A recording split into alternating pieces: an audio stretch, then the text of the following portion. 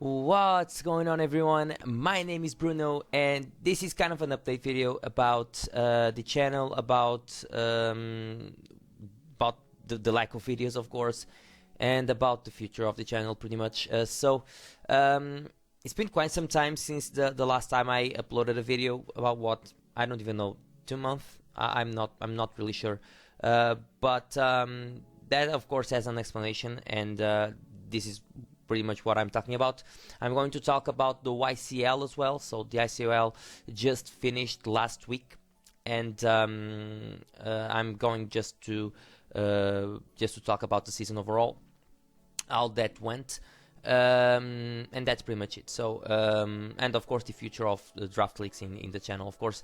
Let's start for the beginning and the lack of videos. So 2 months ago I got a new job, and that pretty much changed a lot of my life,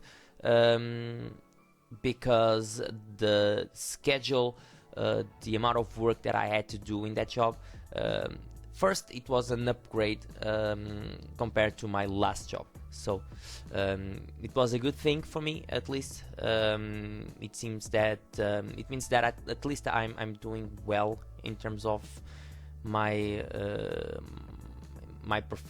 professional work, but the schedule of this new job is just insane. The amount of work we had to do is just insane, and in the beginning it was just really hard to adapt into that new schedule. And I worked every single weekend, so I don't have weekends to spend, like weekends for me, for my family, because I'm working every single weekend. And the worst thing is that on weekends I work out of my city, so I'm always working in other cities. And when I arrived home, I'm just really tired, and I usually just go to bed and sleep for a bit, at least in the beginning, when I really need to try to adapt into this new schedule. But overall the job is going well. I'm doing really well. At least that's what a company is saying to me. So that's a good thing. Yeah. So currently I'm way more adapted to that schedule. At least we are working a bit closer of my town, at least on weekends, of course. During the week I worked on the company on my city. On weekends we are working a bit closer, and it's maybe it's easier to just adapt and at least work, and at least I'm not really tired when I arrive home. So that's a good thing. Yeah, currently I'm way more adapted to the schedule. Everything is fine, at least for now. So I really miss doing videos, because I really like to upload competitive battles. I love the draft league format, and I like to upload this format, explain the battles, explain my thought process in every single battle. And I think I'm ready to do videos again. Unfortunately, I was not able to record the rest of the YCL, but that's what I'm talking about right now. So I'm going to talk about the season overall, because the season just finished, and I'm ready to just talk about the season. So for that, I really need the intro. So I really need to hear the intro for one last time. So yeah, let's go for the YCL intro.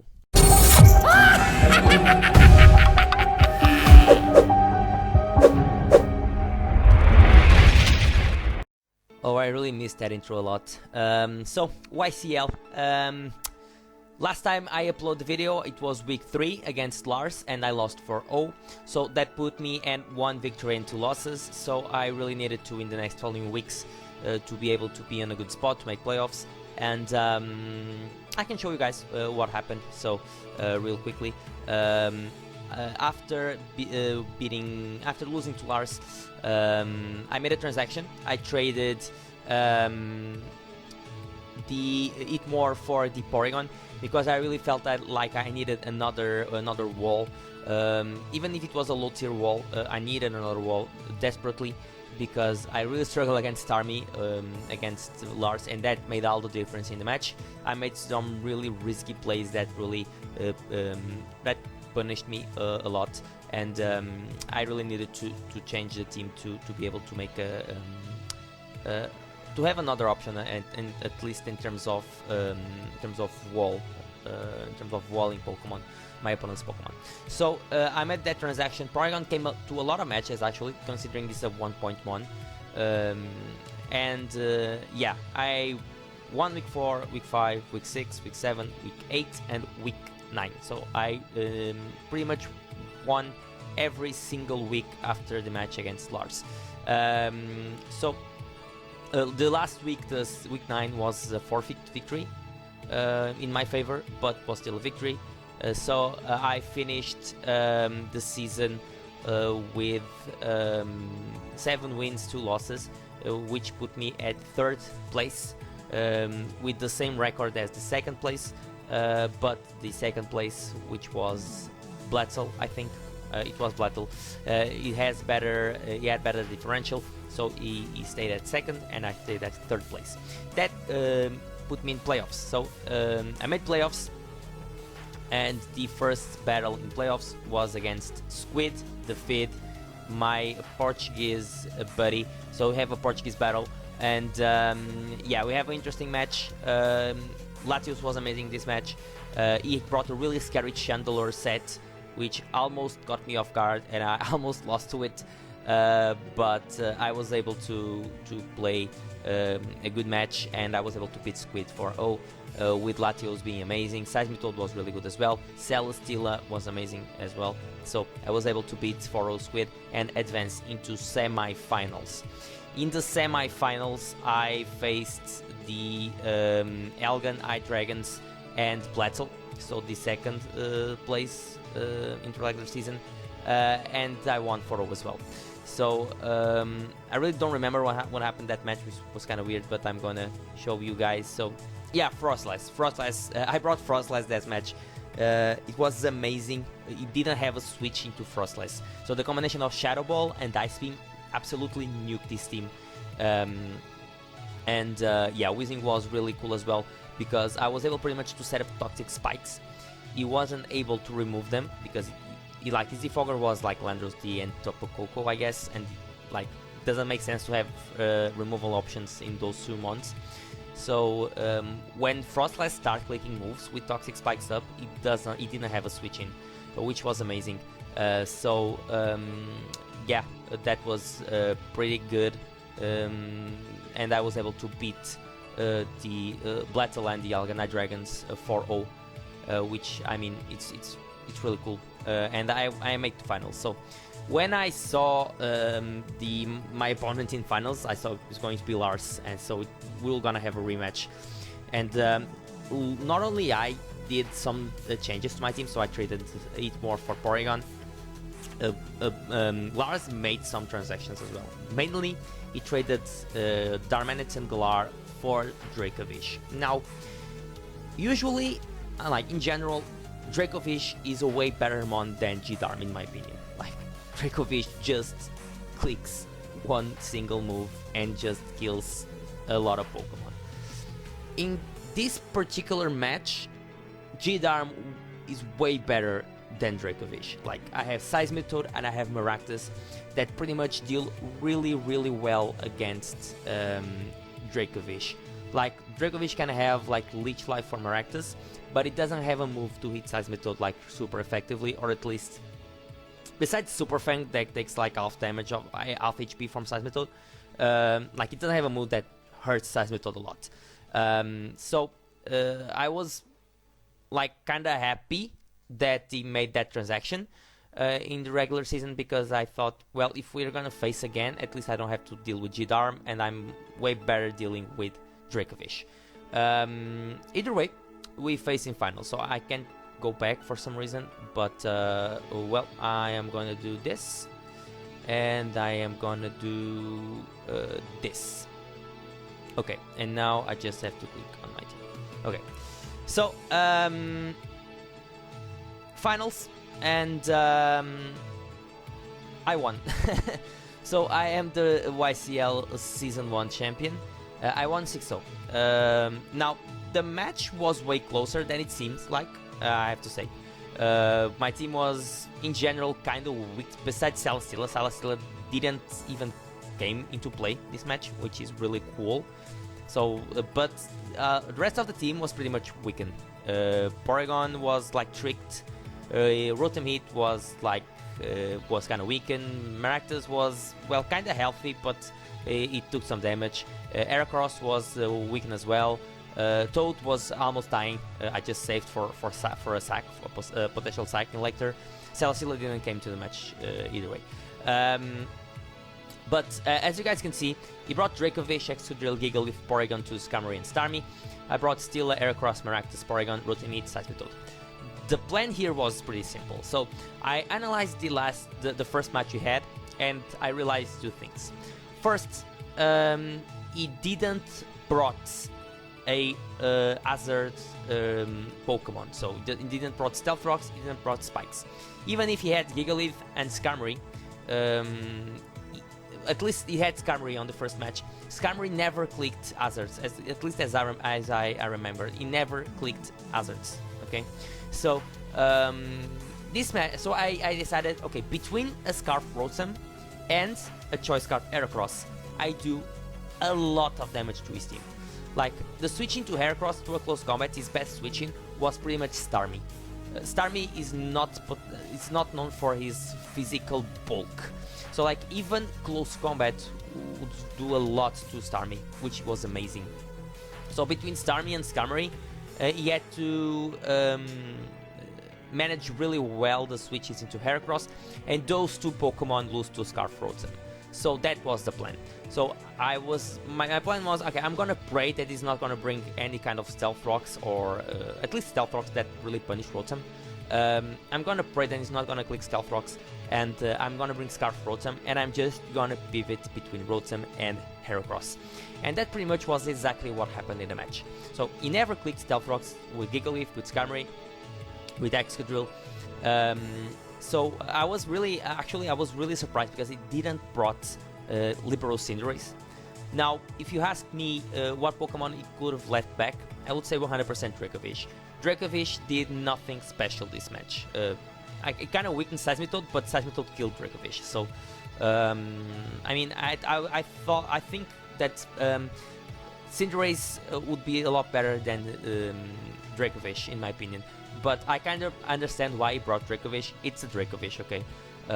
But either way, in my opinion, Libero Cinderace would be better in this match. Either way, Seismitoad was his death to deal with the Cinderace, either way. But he could U-turn and bring like ones like Starmie, or like Excadrill that were really scary as well. Either way, my plan was really simple: bringing Rotom Heat, just clicking Volt Switch, and bring Heracross in, and just start clicking close combat. Heracross was Scarf Moxie to be able to, of course, boost the attack after a kill. And that happened really early in the match. I was able to punish this team a lot, and Heracross started just clicking close combat until the point that someone had to drop. And the first one to drop was actually Dracovish, I think, against Seismitoad. He had Sand Force, or it's Sand Force, the ability that boosts the speed with Sand Up. Sand Rush, I think it's Sand Rush. Either way. I traded Heracross because I didn't want to lose Heracross, of course. He brought Dracovish with Stand Up. Took a close combat in the face. Dracovish was on the red. I traded into Seismitoad, and I clicked power and I killed Dracovish. So Dracovish was dead, and it was a really big threat out of the way. Then I was able to kill Starmie, which was amazing. I brought Porygon to deal specifically with Starmie, which was the problem last match. I was not able to deal with Starmie at all. This time I deal with Starmie really well. At least I was able to weak Starmie with Porygon, being able to click teleport and teleporting into Rotom, into Heracross. Of course, Heracross does a lot of damage into Starmie. And it was just a match where I was able to click Volt Switch, Teleport, Close Combat with Heracross, and I was able to manage to secure the win, because it really doesn't have... I had that... in the first match, I knew that it doesn't have switch into Heracross. He literally struggles against Heracross. I just missed the opportunity to play with Heracross well in the first match. In this second match, I was able to analyze the first one, the first match, and I was able to, okay, I know how to play, how to build the team to play around Heracross, and I know that I'm gonna secure, I can secure the win, because he's gonna bring a really similar team, and he really doesn't have great switches to Heracross. So I'm really happy that I won this match. It was a 6-0, but was closer than it seemed. Yeah, that's pretty much it. So that means that I am the season 1 champion. I'm gonna show you the final stats of my team, of course. Yeah, as you guys can see, season 1 league champion. So this is the final stats of the team. So Celesteela I brought 10 times, 10 kills for that pretty decent run for Celesteela. I really like this Pokemon. I think offensive Celesteela with like Weakness Policy, Power Herb, which were the main sets that I brought. I think it's a really good. They are both really good sets to bring. Frostlass I brought 2 times at 3 kills, 1 death. Was pretty much these kills were pretty much against Splattel, I think. I brought Frostlass in another match, but I'm not sure if it did something. Heracross brought 4 matches, 3 kills to death. Like, it's decent for 4 matches. Like, it's not amazing, but it's decent. Latios, I brought 9 times, 10 kills, 4 losses. Latios is amazing. 10 kills for that, sorry. Latios is amazing, phenomenal Pokemon with Life Orb, Weakness Policy. It's an amazing Pokemon to bring to the scene. Gain a lot with Mystical Fire and our Sphere. Maractus I brought 3 times, got 1 kill, 1 death. It's Maractus. Did really well this last match. It was a really important piece to be able to slow down Excadrill. Missed like 3 or 4 Leech Seeds, but it's wherever. It did really well. Obstagoon I brought 5 times, 4 kills, 3 deaths. Porygon I brought 4 times, which considered that I brought Porygon. I traded Porygon like for week 4, I guess. I still brought 4 times, which is really decent considering it's a 1.1. Got 4 kills, 2 deaths, which is kind of cool.